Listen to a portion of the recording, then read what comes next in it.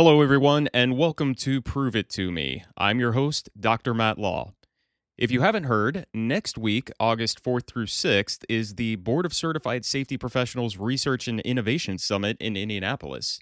What is the R&I Summit, you ask? This is a biennial event that serves as a forum for leaders, practitioners, researchers, and students in the occupational and environmental safety and health space. At each R&I Summit, I've had the privilege of sitting and speaking with the people who are on the forefront of innovation. These aren't just big ideas, these are actionable and researched concepts. You don't walk away empty handed from this one. On Wednesday afternoon, I will also be presenting my ongoing research into professional credibility in the safety profession. Of course, this is my own personal research that I've been doing in my spare time and not really associated with anyone I work for. But anyone who comes will get to engage in a lively discussion about credibility and take away some evidence based action items. Oh, and I will almost certainly take this opportunity to recruit some guests for the Prove It To Me podcast. This is research and data, after all, so why not? I know you all are tired of hearing from just me. So, hey, if you're not registered and this little announcement has got you feeling a little FOMO, I totally get that. I'm pretty sure you can still get in on the action by registering as a virtual attendee from now until August 5th. Just go to bcsp.org/events to learn more. I'm very excited to see everyone at the BCSP R&I Summit next week, but now it's time to jump into our topic for today. Now, a lot of folks know I'm a Trekkie, or Trekker. There's a debate in the Star Trek fandom on the correct term, but anyway, yeah, I'm a huge fan of Star Trek. All of it. And I don't hide that. I actually make it super obvious. If you see me at a conference, I'm almost always wearing a Star Trek Delta on my lapel. I do this for a number of reasons. Number one, number one, first of all, it's a great conversation starter. Since Star Trek has been a thing since the late 60s, the Delta is pretty recognizable by just about anyone, whether they're a fan or not. So people often come up to me and point it out. Since I am, by most accounts, an introvert, this is my own mini icebreaker. I can always start a conversation about Star Trek, whether you want that conversation or not. But also, the franchise means a lot to me. As an adult, the way that I lead, the way that I pursue new things with curiosity, the optimism with which I try to see the future of people and how we interact with the world and the universe, all of that is heavily influenced by Star Trek. And because it means so much to both my personal and professional life, I carry it with me, very openly. But I wasn't always this big of a Trekkie. In fact, this is something that has only become such a big part of my life in my adult years. Sure, I caught a few episodes of The Next Generation when I was a kid, but there are some very adult concepts in Star Trek that I never understood back then. Now I get it, and I love it. When I was growing up, I was a Star Wars fan. I'm still a big Star Wars fan, but I've just made room for other things in my adult life. Again, this franchise also means a lot to me. I think the fandom can be very toxic, so you probably won't find me in any of the Star Wars social media groups. I'm the guy that loves every movie and every episode for all their faults, and if I do criticize something, it's usually in good fun, not with hate, malice, or dismissal of its legitimacy. I do love the prequels, and I love that they've had such a resurgence because of their, how do I say this, memeability. I'm also a fan of the sequels and just about everything they've done with the Disney shows. If for nothing else, it's because I felt so siloed as an avid Star Wars fan as a kid. I had very few friends who were as big of fans as I was. Now it's like all of these fans came out of the woodwork. Being a Star Wars fan is mainstream. We even have theme parks and big budget video games for Star Wars now.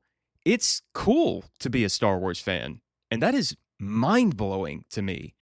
I should emphasize that no, the Jedi are not my favorite part of Star Wars. I mean, yeah, lightsaber battles are cool, but I love the underground stuff. The smugglers and bounty hunters and spies and criminal underworld part of Star Wars. That's what gets me going. Give me a blaster over a lightsaber all day.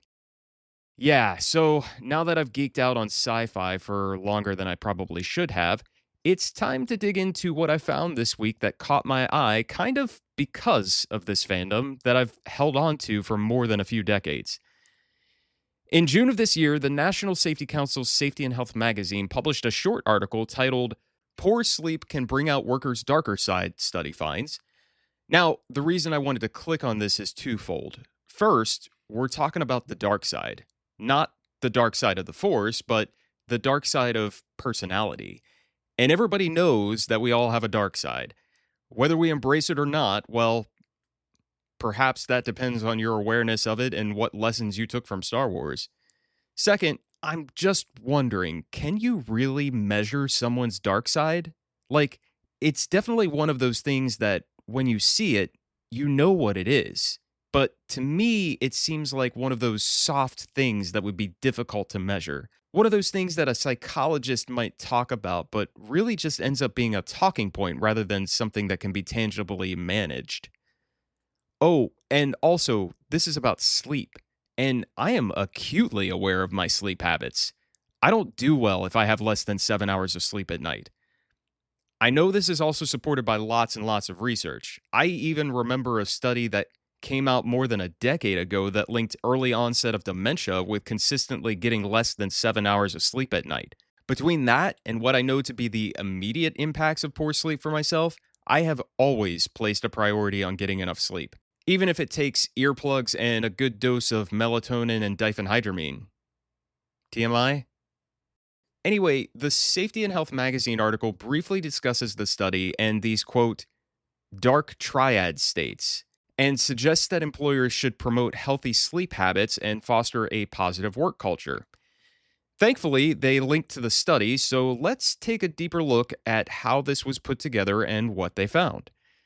This study was published in March of 2025 in the Journal of Organizational Behavior and is titled Rise of the Dark Side. Oh, yes. I love it when researchers get geeky in their titles. Rise of the Dark Side: How Sleep Perception Triggers Dark Triad States at Work. The study took place primarily in Belgium, but also had participants in Argentina due to family connections, and the authors declared no competing interests. They've also made the data for this study openly available in the Open Science Framework, which is really cool. That means the researchers are really not trying to hide anything, and they are open to both further research and critical feedback from other researchers. It's a sign of strong confidence in the work they did. So let's start by looking at how the authors introduced the topic. Apparently, there has been a lot of interest in studying the dark side of personality, specifically focused on dark triad traits. These traits are narcissism, psychopathy, and Machiavellianism. How are each of these defined? Narcissism is characterized by a strong drive for self enhancement, seeking admiration, and recognition from the social environment. Huh, that actually describes me. Maybe it's the real reason for this podcast. Maybe this podcast is actually influenced by the dark side. Well, anyway, I knew this already, although I do mostly counteract my narcissism with self deprecation. So that's narcissism. Let's look at Machiavellianism. Machiavellianism is defined as a strategy of social conduct that involves manipulating others for personal gain, often at others' expense. Okay, now I need to state that even though I may have manipulated some of you into listening to this podcast, as of this recording, I have gained little other than my own catharsis in this creative endeavor.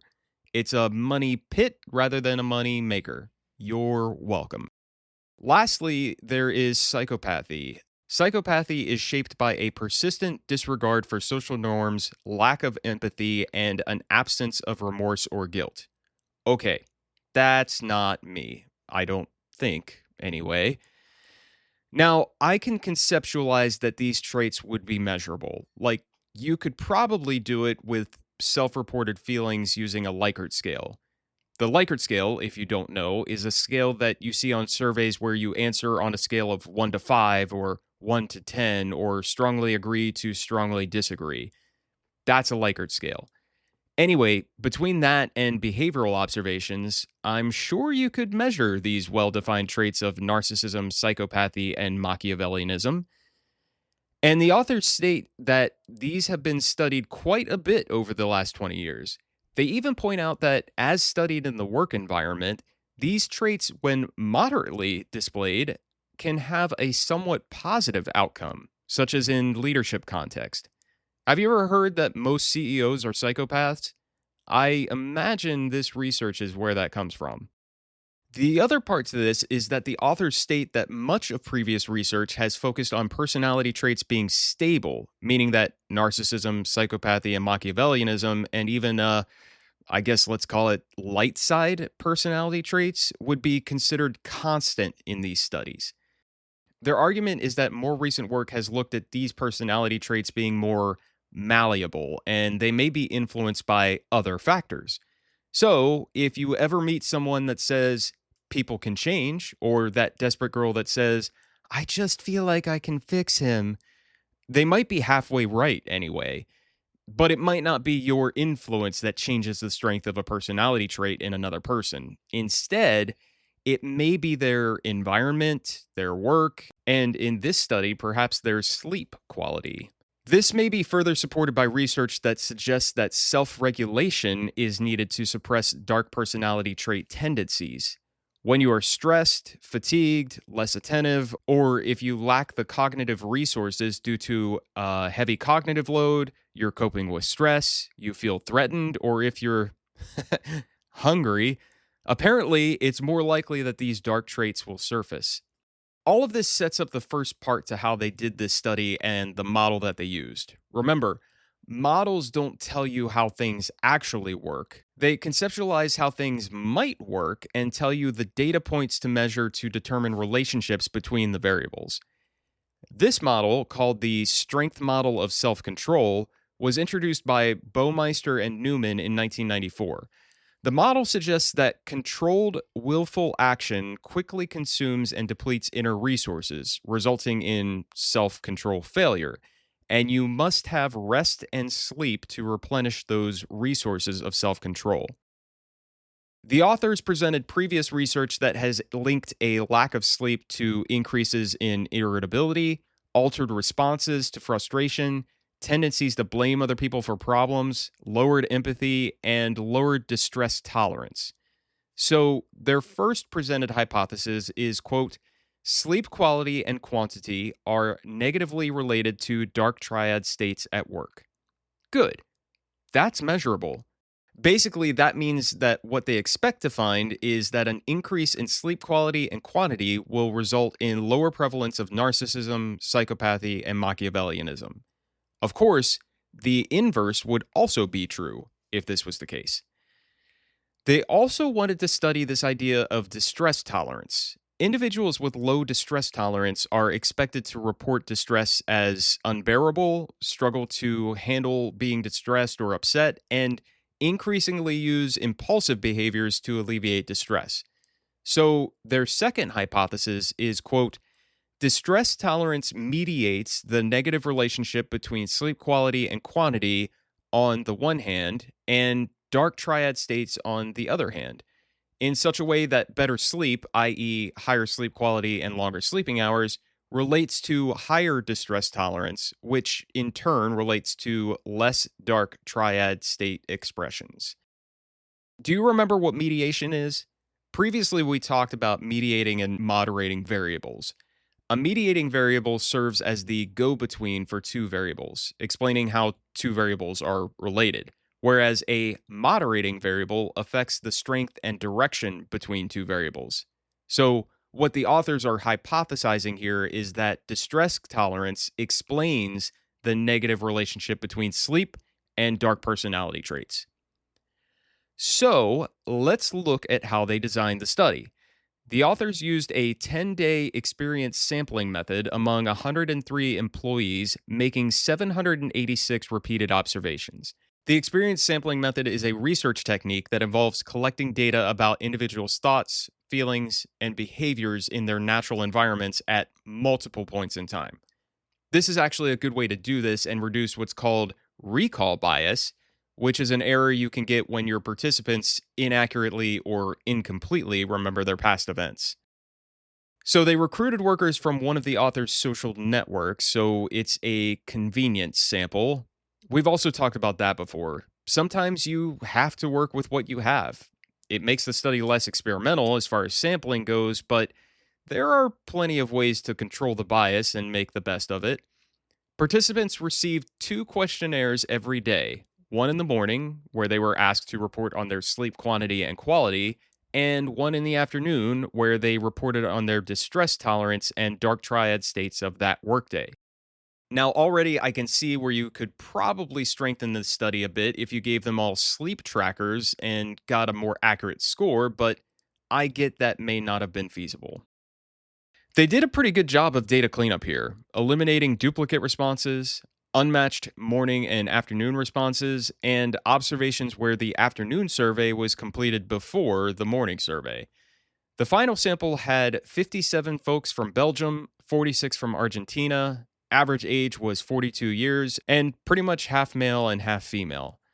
The only statistically significant differences they had between the groups was that Belgian participants scored higher on average distress tolerance, and Argentinian participants scored higher on average dark triad states. As I suspected, they used the Likert scales to measure sleep quality, distress tolerance, narcissism, psychopathy, and Machiavellianism. The authors also talk about the power of their sample. Basically, this is a statistical test you can use to figure out how strong your sample size is based on the number of participants you have and the type of statistical test you are using for your correlation analysis. They admit to having a small effect size of 0.14. For reference, the scale is 0 to 1, with 1 being the largest effect size. Now, this doesn't mean that the results don't mean anything. It's just a way to say, take this study for what it is with the sample we had, and we probably need to have a larger sample size in the future to verify the results. They also used intra-class correlation coefficient measurements to test the reliability of multiple measurements of the same variable. Basically, they found that a fairly high percentage of the variation in the dark triad, distress tolerance, and sleep quality and quantity were due to within person variation in those constructs. Now, let's get to hypothesis testing. They used a 2-level regression model, which is fantastic, to test between dark triad states and sleep quality and quantity. They found that sleep quality and quantity had a statistically significant negative relationship with the dark triad states. Sleep quality and quantity accounted for 74.6% of the variance in Machiavellianism, 75% of the variance in psychopathy, and 70.8% of the variance in narcissism. These are big numbers for accounting for variance. Additionally, they did find that distress tolerance effectively mediated this relationship. Sleep quality statistically significantly impacted distress tolerance, and distress tolerance statistically significantly impacted the dark triad states. Same for sleep quantity. However, they noted that this was only a partial mediation in both cases based on their test results. Now, they also did some additional analyses, which you can totally do if you already have the data. It's kind of a fuck it, why not scenario. I end up doing this all the time in my own research. Having the data sparks even more curiosity. One interesting point is that they found participants with higher average dark state levels, meaning they probably display these traits stronger anyway, had even stronger elevated dark state expressions in response to poor sleep. So, if you are already naturally on the dark side, a bad night's sleep is only going to exacerbate the problem, and more so than for anyone else. The other test was for reciprocal effects. So instead of sleep affecting the dark triad states, how do dark triad states affect sleep? Interestingly, Machiavellianism predicted increased sleep quality and quantity, and narcissism negatively predicted sleep quality and quantity. However, the calculated variance was very minimal, less than 5% for each of these. So, what are the practical implications for this? Well, first of all, the authors state that these dark personality traits can negatively affect work performance and work culture as supported by previous research. They also suggest that since sleep can be influenced by many different factors, not just drugs, they encourage employers to promote healthy sleep habits. And this isn't just telling your employees, hey, go get some sleep. For example, they could limit overtime and shift work, provide flexible working arrangements, establish policies that discourage working more than a set number of hours without rest, and insistence on taking scheduled breaks. Sleep education could also be an effective intervention. The authors also bring up this idea of allowing daytime napping at work, although it's taboo in many workplaces. I don't know, have you ever taken a nap during working hours? I'm not above admitting that I've done it, and even though I may work later because I did, I felt a lot more productive afterward. Perhaps a bit less narcissistic, too. All right, finally, let's look at their limitations. They talk about the limitations to measuring sleep quality and quantity in the way they did, which they think they can mitigate by capturing this metric closer to wake time. They also suggest wearable sleep trackers would be more accurate, which is exactly what I said earlier. They said they could validate a new instrument in the future which uses better phrasing to measure the personality states. Also, cultural differences in sleep and napping habits between Belgium and Argentina could have impacted the results. Another thing that wasn't measured is the fact that even if someone has the cognitive ability to suppress dark tendencies, they may still choose not to suppress them. And lastly, they'd like to see the daytime napping element explored better in the future. So ultimately, this was a very well executed study, in my opinion. It's hard to argue that a bad night's sleep will negatively impact your day. However, this study puts some numbers to sleep's effect on your bad personality. So, the next time you run into someone who's being a little too narcissistic or psychopathic, just think about this. It may not be about the side of the bed they woke up on after all. It may just be that they suck at sleeping. With that being said, I'm gonna go take a nap. I'm Dr. Matt Law, and this has been another great episode of Study Finds on the Prove It To Me podcast. Take care and stay safe, everyone.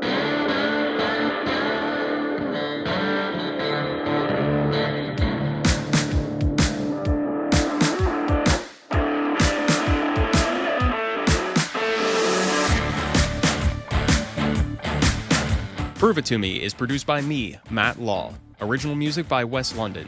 You can find this podcast on Podbean, Apple Podcasts, Spotify, YouTube, Amazon Music, and iHeartRadio. Like what you've heard so far? Please like, subscribe, and follow wherever you get your podcasts, and leave a 5-star review on Apple Podcasts. Got questions about what we talked about or research that you want to share? Send an email to contact@proveitpod.com. The views and opinions expressed in this podcast are those of the host and its guests and do not necessarily represent the official position, opinion, or strategies of their employers or companies. Examples of research and data analysis discussed within this podcast are only examples. They should not be utilized in the real world as the only solution available, as they are based on very limited, often single use case, and sometimes dated information. Assumptions made within this discussion about research and data analyses are not necessarily representative of the position of the host, the guests, or their employers or companies.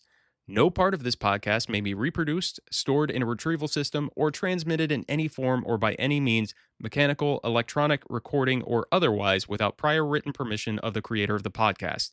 The presentation of the content by the guests does not necessarily constitute an active endorsement of the content by the host.